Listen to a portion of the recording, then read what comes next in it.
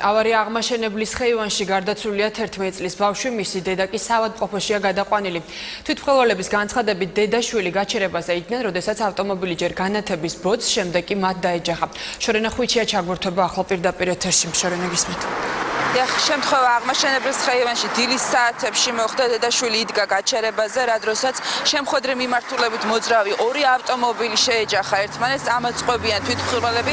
ამის შემდეგ მოყვა შეჯახება ინერციით განათების ბოძს და შემდეგ უკვე ავტომობილი დაეჯახა დედაშვილს, რა დროსაც თვითმკვლელების ინფორმაციით ადგილზევე გარდაიცვალა სკოლის ასაკის გოგონა. დედა კი ამ დროისთვის სასწრაფო სამედიცინო დახმარების ბრიგადამ გადაიყვანა საავადმყოფოში, რომელსაც ექიმების ინფორმაციით აღენიშნება მრავლობითი დაზიანება და ამ დროისთვის უტარდება ოპერაცია.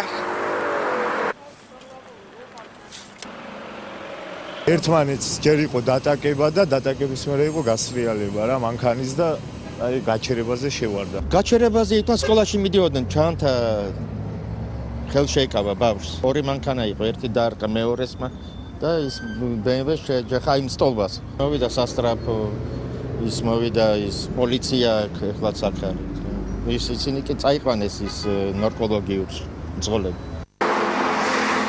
საქმე აღძრულია სისხლის სამართლის 276 მუხლის მეხუთე ნაწილით, რაც გულისხმობს უსაფრთხოების ან ექსპლუატაციის დარღვევას იმ მანქანის ექსპლუატაციის ან უსაფრთხოების წესების დარღვევას იმ ადამიანის მიერ, ვინც მართავდა ავტომობილს და რომელმაც გამოიწვია ადამიანის სიცოცხლის მოსპობა.